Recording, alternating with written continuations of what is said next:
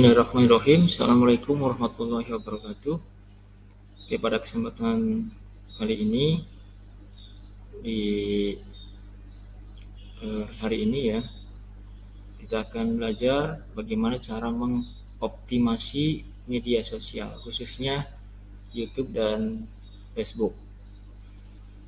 Oke, nanti untuk seterusnya kita akan optimasi media sosial yang lainnya.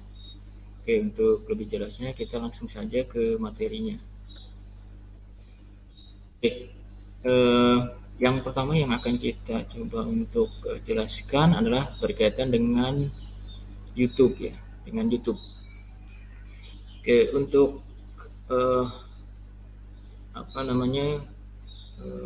optimasi ya, terutama di YouTube ini ada yang disebut dengan istilah yang disebut dengan SEO ya, atau Search Engine Optimization.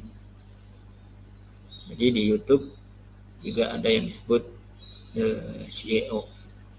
Nah, SEO ini merupakan cara pada saat kita akan mempublish atau memperkenalkan video kita kepada masyarakat. Nah, ini caranya adalah dengan menggunakan teknik SEO atau Search Engine Optimization. Nah, di sini YouTube ini sebelum saya jelaskan berkaitan dengan SEO-nya, kita terlebih dahulu harus paham terlebih dahulu berkaitan dengan media sosial berupa YouTube ini.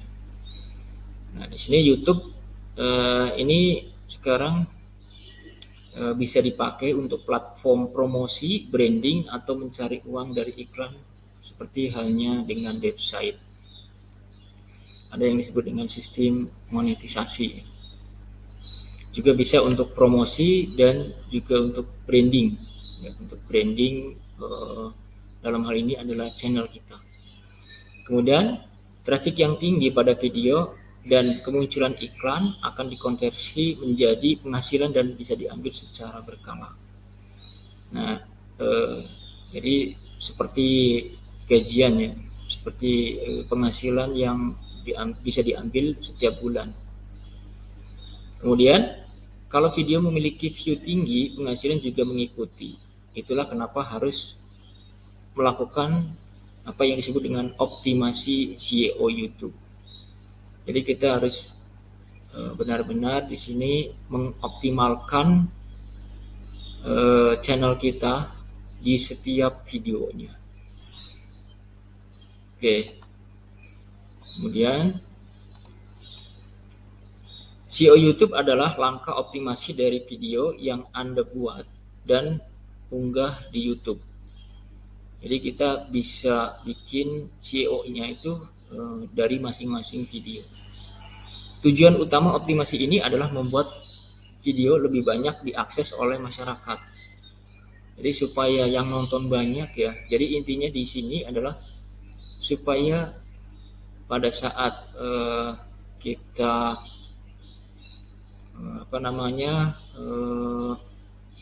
memenuhi syarat atau kriteria dari monetisasi itu ya, antara lain di sini banyak yang nonton ya, atau diakses oleh masyarakat baik di Indonesia maupun di luar negeri. Nah, ini bagaimana supaya video kita bisa ditonton oleh masyarakat, yaitu dengan caranya SEO tadi, SEO YouTube dalam hal ini. Kemudian dengan kata kunci tertentu video bisa muncul di posisi atas. Jadi dengan adanya SEO ini video kita bisa muncul di atas. Kalau Anda bisa mengoptimalkan video dengan menerapkan teknik SEO, video bisa lebih mudah ditemukan di dalam platform. Selain itu, video juga bisa muncul dalam pencarian di YouTube, mengingat platform ini juga dimiliki oleh Google. Nah, kita langsung ya ke 5 langkah optimasi SEO YouTube. Jadi ada 5 langkah yang akan dilakukan pada saat kita akan coba untuk optimasi SEO, yaitu yang pertama adalah riset keyword ya, riset kunci. Jadi kata kunci ya, kata kunci yang akan kita terapkan di dalam suatu judul ya, terutama judul di video kita, itu berdasarkan riset ya, berdasarkan riset yang ada di dalam hal ini adalah media sosial YouTube. Dan bisa juga dikaitkan dengan Google ya, dengan Google, karena YouTube ini masih masih terikat saudara dengan Google ya, dengan Google. Kemudian membuat video dengan kualitas terbaik, kemudian optimasi metadata. Jadi nanti di dalamnya itu, di dalam video itu nanti ada, di YouTube itu dikenal dengan YouTube Studio ya. Itu nanti kita bisa masukkan antara lain ada hashtag, kemudian tag ya, kemudian judulnya, kemudian setelah itu pengaturan-pengaturan lain yang berkaitan dengan video kita. Kemudian selanjutnya adalah promosi video. Kita juga bisa mempromosikan videonya ke media sosial yang lainnya supaya video kita bisa diakses oleh orang lain. Kemudian memanfaatkan YouTube Analytics. Dalam rangka apa? Dalam rangka mengevaluasi video kita. Oke, kita langsung cek satu persatu ya dari 5 langkah optimasi tersebut. Oke, yang pertama adalah riset keyword. Dalam panduan SEO YouTube, Anda juga mengenal yang namanya kata kunci atau keyword. Jadi di sini pada saat kita video kita itu dicari oleh orang lain, ya oleh orang lain, pastinya orang lain itu mencari dengan kata kunci, ya dengan kata kunci. Jadi kata kunci kita harus sesuai dengan apa yang akan kita publish, terutama videonya. Ya, terutama videonya. Jadi video kita harus sesuai dengan kata kuncinya. Cuman di dalam kata kunci ini harus kita riset terlebih dahulu. Dalam hal ini adalah riset tentang keywordnya, tentang kata kuncinya. Kira-kira kalau misalkan video kita temanya A, berarti kata kuncinya itu berarti harus kata kunci yang sesuai dengan riset keyword tersebut, yaitu di dalam riset di media sosial yang akan kita akses tersebut.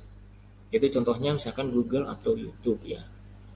Kemudian sama halnya dengan konten yang ada pada website, Anda menempatkan kata kunci dengan kerapatan tertentu mulai dari kata kunci utama, turunan hingga sinonimnya atau LSI ya. Jadi kata kunci utama, turunan dan sinonimnya. Nah, contohnya misalkan kata kunci itu akan menentukan posisi dari konten yang Anda buat. Misal kata kuncinya adalah cara membuat sambal. Ya, kata kuncinya adalah cara membuat sambal. Berarti di sini adalah video kita berupa video tentang tutorial membuat sambal. Nah, kemudian bisa turunannya itu misalkan sambal hijau gitu ya, sambal merah gitu ya. Atau sinonimnya sambal pedas atau sambal level tinggi misalkan seperti itu. Itu riset keywordnya. Jadi riset keyword itu adalah kata kunci berupa kunci utama, turunan dan sinonimnya, tapi yang banyak dicari oleh orang di dalam media sosial tersebut.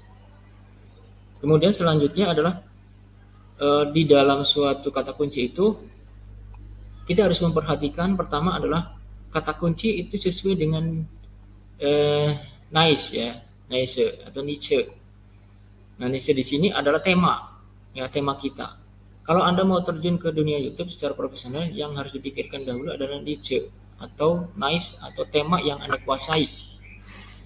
Misal Anda akan membuat niche dengan tema otomotif, kata kunci bisa di sekitar mobil, review dan uji coba.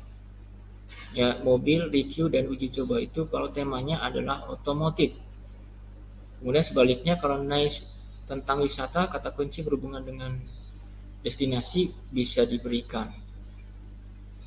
Nah, itu contoh dari niche. Nah, ini saya jelaskan secara sekilas ya, karena penjelasan di sini cukup banyak, jadi saya jelaskan secara sekilas. Kemudian menganalisis tren terbaru. Coba perhatikan tabs tren di YouTube. Nah, di sana di YouTube itu ada yang fasilitas tab namanya trends ya. Nanti Anda untuk membuat video bisa Anda lihat di tab trends tersebut yang sedang tren di dalam video YouTube itu apa saja. Kemudian misal tentang ulasan kasus yang sedang heboh atau ada kejadian yang menggembarkan, dari sana Anda bisa melihat kalau YouTube juga berlaku tren dari tren itu. Anda bisa mendulang viewers yang banyak. Kemudian selanjutnya koleksi kata kunci di Google. Sekitar 20-40% traffic yang masuk ke YouTube berasal dari pencarian organik di Google. Ya, jadi tadi ya yang sudah dikatakan bahwa Google itu masih berhubungan dengan YouTube. Artinya kalau misalkan kita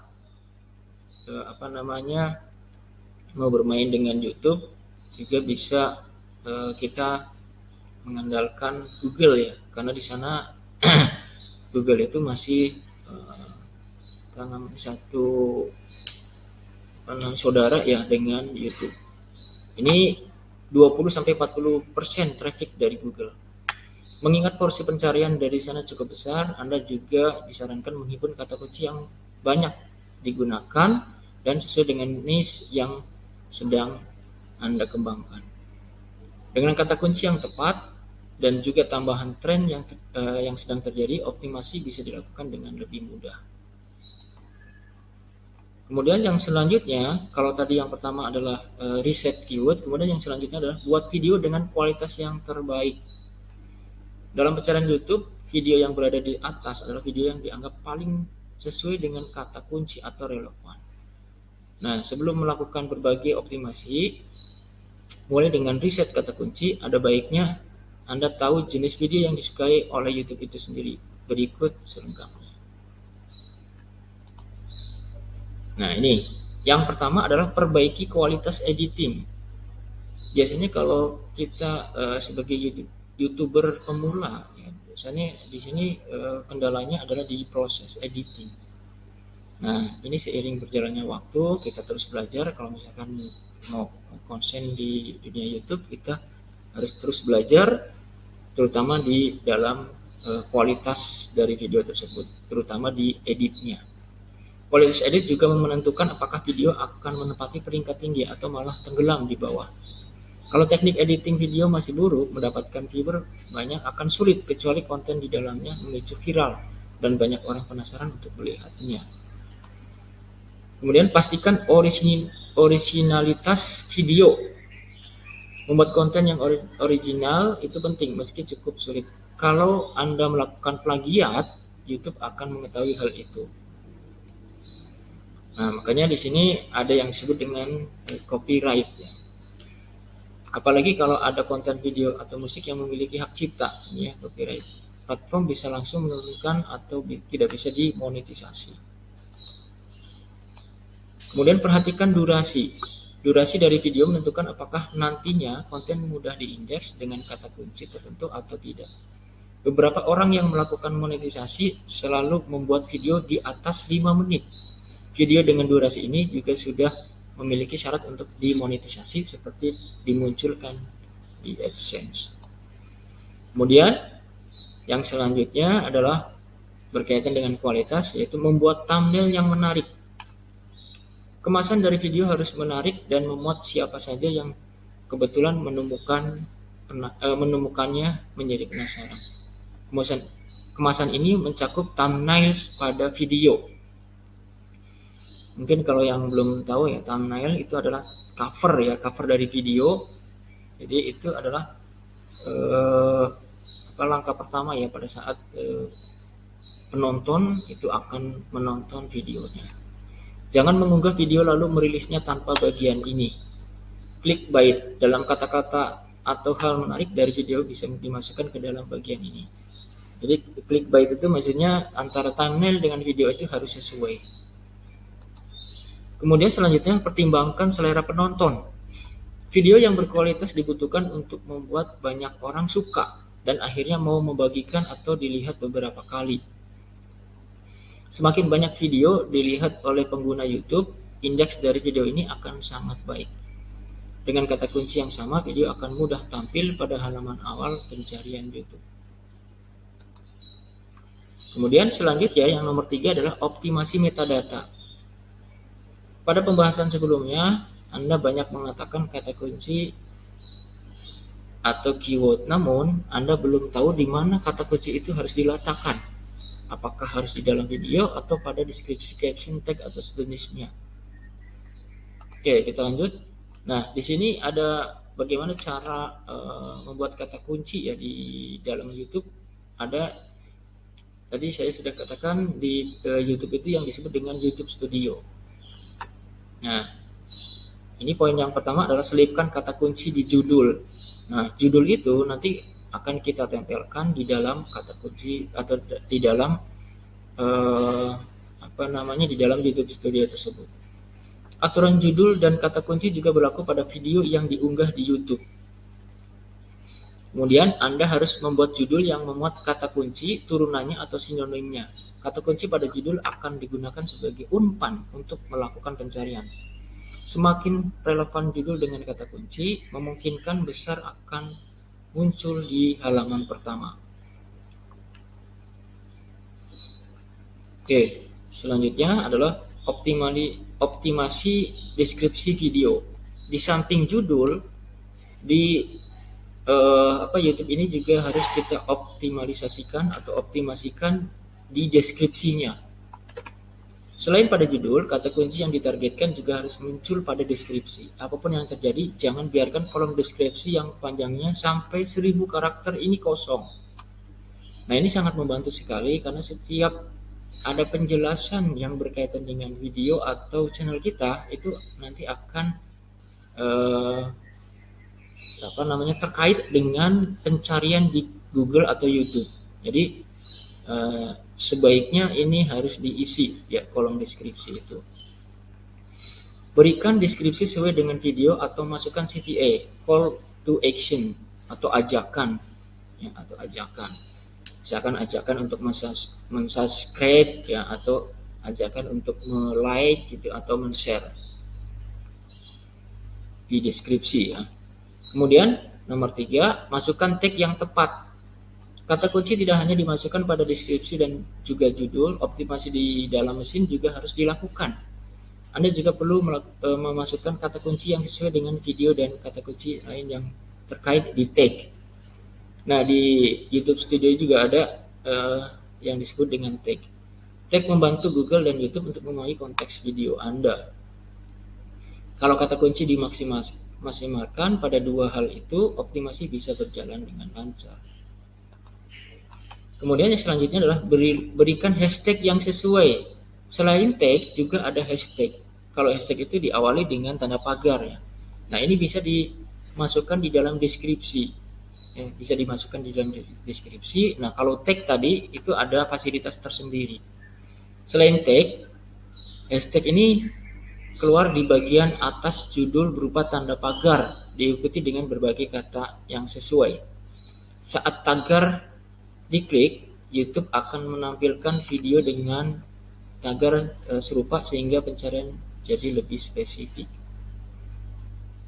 Nah, jadi berupa tanda pagar ya, tanda pagar diawali dengan tanda pagar kalau hashtag.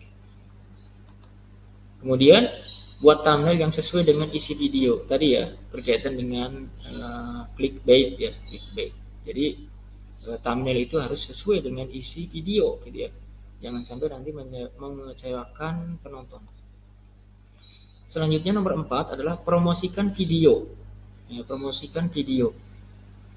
Nah, setelah melakukan berbagai cara SEO YouTube di atas, apakah tugas ini sudah selesai? Jawabannya tentu tidak.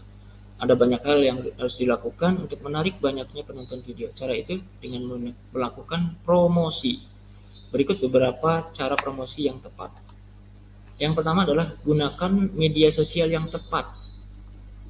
Media sosial memiliki peranan cukup penting untuk melakukan konten marketing dalam bentuk apapun, termasuk video. Anda cukup melakukan share di media sosial yang Anda miliki seperti Twitter atau Instagram. Berikan link dan footage video yang berisi ringkasan atau bagian-bagian yang bisa membuat orang penasaran. Dengan melakukan ini, mereka akan tertarik melakukan klik. Cara ini cukup efektif meski tidak sesignifikan dari pencarian organik. Kemudian buat komunitas. Kalau channel atau kanal yang dimiliki sudah besar dan memiliki basis penggemar yang besar, ada baiknya untuk melakukan jalinan komunikasi dengan para penggemar tersebut. Anda bisa memberikan balasan pada kolom komentar atau kalau sudah banyak cukup melakukan like sebagai tanda ada interaksi yang terjadi. Kemudian iklankan video Anda. Kalau video yang dibuat digunakan untuk kampanye produk dengan dana besar, tentu dengan posting saja tidak cukup, karena tujuannya adalah mendapatkan banyak jangkauan. Iklan bisa diterapkan. Anda bisa mempromosikan video Anda melalui layanan iklan Google AdSense. Dengan Google AdSense ini Anda bisa menentukan di mana iklan akan ditampilkan. Salah satunya adalah di YouTube. Jadi YouTube juga bisa sebagai sarana untuk promosi. Iklan Anda video Anda di samping tujuannya adalah mencari iklan, juga Anda bisa promosikan video tersebut di dalam di dalam YouTube, platform YouTube tersebut gitu. Kemudian yang terakhir adalah evaluasi video YouTube Anda. Setelah menjalankan keempat langkah di atas, masih ada satu langkah lagi yang tidak kalah penting, yaitu evaluasi. Anda perlu melakukan evaluasi pada semua video yang sudah Anda rilis. Nah, di sini bisa Anda lihat di YouTube Analytics ya, di YouTube Analytics, yaitu di dalam YouTube Studio. Jadi di dalam YouTube Studio itu sangat lengkap sekali berkaitan dengan evaluasi. Kita bisa melihat video kita apakah banyak yang berkunjung atau tidak. Kalau misalkan banyak yang berkunjung, berarti kita pertahankan atau ditingkatkan. Kalau misalkan kurang pengunjungnya, berarti kita harus analisa kira-kira apa yang menjadi kekurangan kita. Nah, ini berkaitan dengan YouTube ya, berkaitan dengan YouTube. Oke, kita langsung saja ke Facebook ya. Kita langsung saja ke Facebook. Nah, media sosial yang selanjutnya adalah berkaitan dengan Facebook. Ya, berkaitan dengan Facebook. Nah, mengapa harus Facebook? Menurut data dari statistik.com, pengguna Facebook hingga akhir 2019 adalah 2,40 miliar pengguna aktif. Dari data itu, Facebook disebut sebagai media sosial terbesar di dunia. Jumlah pengguna tersebut dapat dimanfaatkan untuk mengenalkan brand sekaligus mempromosikan produk baru. Perusahaan yang didirikan oleh Mark Zuckerberg dan kawan-kawan ini juga memungkinkan pemilik brand mengintegrasikan Facebook dengan akun Instagram maupun situs usaha. Ya, jadi ini juga dalam rangka kita mengembangkan produk kita. Kalau tadi YouTube tersebut adalah secara tidak langsung YouTube itu adalah produknya. Nah, kalau Instagram ini adalah alat untuk promosinya, yaitu bagaimana kita akan mempromosikan produk kita. Untuk mengenalkan atau memasarkan produk, kamu wajib memiliki fanpage Facebook bisnis. Cara membuatnya cukup mudah. Selama kamu memiliki akun pribadi Facebook, lalu ikuti perintah dalam membuat fanpage. Kelebihan lain dalam penggunaan fanpage Facebook bisnis adalah kamu akan mendapatkan data demografi orang yang tertarik pada bisnis dan produk yang kamu tawarkan. Data tersebut berupa usia, jenis kelamin, dan lokasi. Berikut ini adalah 10 tips optimasi fanpage Facebook bisnis. Yaitu yang pertama adalah mengisi detail informasi. Ketika membuat fanpage, jangan lupa mengisikan detail informasi pada kolom about. Isi mengenai brand, visi dan misi, produk, layanan yang diberikan jika ada, cara order, jam operasional, serta email atau nomor telepon. Tulis pula akun situs brand, Instagram, Twitter, dan link lainnya yang telah diintegrasikan. Nomor 2 adalah menggunakan logo dan foto. Meskipun ini bisnis rintisan, skalanya kecil, tetapi jangan menganggap remeh soal logo dan foto cover. Gunakan logo dan foto yang layak, Layak di sini berarti resolusinya tinggi dan mempresentasikan brand, karena hal ini dapat mempengaruhi kredibilitas bisnis rintisan dan mudah dikenali oleh calon pengikut. Kemudian tambahkan tombol call to action seperti halnya tadi yang ada di YouTube ya, di di Facebook juga ada yang disebut dengan tombol call to action. Jadi untuk ajakan. Sejak Facebook dirilis fitur bisnis page pada 2014, opsi di dalam fitur telah berkembang pesat. Salah satunya adalah call to action. Tombol ini berguna untuk mempromosikan produk baru dan memudahkan pengikut ketika ingin memesan. Tombol CTA dapat berupa shop now, book now, watch video, sign up, dan lainnya. Tulisan itu tersebut bisa diubah sesuai dengan campaign yang sedang dijalankan. Kemudian selanjutnya adalah konten lini masa. Sebagian besar konten di fanpage didominasi oleh foto dan video. Hal ini wajar karena konten visual mampu menarik perhatian pengguna pada semua media sosial. Konten tersebut memiliki kesempatan 40 kali lebih banyak untuk dibagikan pengguna dibandingkan konten sejenis lainnya. Tombol CTA atau watch video merupakan cara paling populer untuk mempromosikan penonton maupun engagement. Pengguna menyempatkan diri untuk menonton Facebook Live 3 kali lebih banyak dibandingkan video reguler. Jadi jangan ragu untuk memperlihatkan Facebook Live mengenai launching produk baru atau behind scene. Konsisten dalam mengunggah konten. Hal penting yang harus dipertimbangkan adalah konsisten dalam mengunggah konten. Jika tidak, brand terkesan tidak profesional, kehilangan kepercayaan, dan ujungnya para pengikut melirik ke brand lain yang loyal terhadap mereka. Jadi kontennya itu harus diunggah ya, secara konsisten. Untuk memudahkan mengunggah konten secara rutin, buat editorial planning untuk media sosial. Hal ini membantu dalam membuat jadwal posting konten dengan konsisten. Selanjutnya, tandai konten penting paling atas. Jika produk terbaru, acara yang akan datang, kemudian konten spesifik atau konten penting ingin diperhatikan oleh pengikut, tandai konten tersebut di posisi paling atas atau pin to the top. Kemudian menghindari hal personal. Mengingat ini adalah fanpage bisnis rintisan, sebaiknya menghindari untuk mengunggah hal personal. Ya, mengunggah hal personal. Jika suasana hati sedang tidak stabil, kamu bisa menenangkannya dulu. Kalau kamu memaksa untuk mengunggah konten, dikhawatirkan akan mempengaruhi hasil foto atau caption atau reaksi kamu terhadap pertanyaan netizen. Kemudian yang selanjutnya, mempromosikan fanpage Facebook. Seperti halnya YouTube tadi, Facebook kita juga harus dipromosikan untuk menggait lebih banyak pengikut dan memaksimalkan engagement. Atau mau tak mau kamu harus mempromosikan fanpage-nya. Facebook akan memberikan kesempatan untuk membangun sebuah promosi dari nol. Hal ini memungkinkan untuk mencapai tujuan bisnis. Yang nomor 9 adalah memonitor semua respon. Setelah mengunggah konten, monitor respon dari warganet, baik respon berupa komentar, like, dan emoticon, serta share. Apakah respon mereka baik, netral, atau buruk? Adakah yang perlu ditanggapi atau yang harus diperbaiki pada produk dan layanan lainnya? Selain itu, monitor pula respon yang masuk ke fitur pesan. Tak sedikit pengguna produk yang menggunakan kolom pesan agar cepat ditanggapi. Jika respon melambat, kolom tersebut akan mengatakan demikian. Kalau kamu tidak mau kolom itu nongol, lewati saja fiturnya. Yang terakhir adalah mengukur engagement.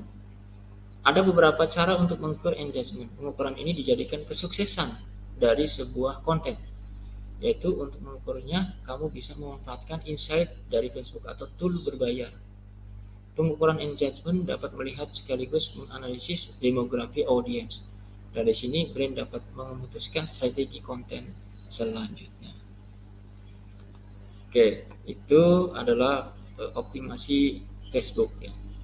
Optimasi Facebook. Nah, ini untuk dua penjelasan ini bisa dijadikan dasar pada pada saat Anda akan mengembangkan bisnis, ya, mengembangkan bisnis, baik itu Anda sebagai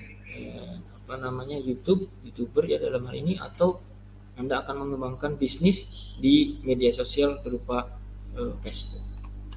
Mungkin itu saja untuk untuk materi kali ini berkaitan dengan optimasi media sosial YouTube dan Facebook. Sekian, terima kasih. Assalamualaikum warahmatullahi wabarakatuh.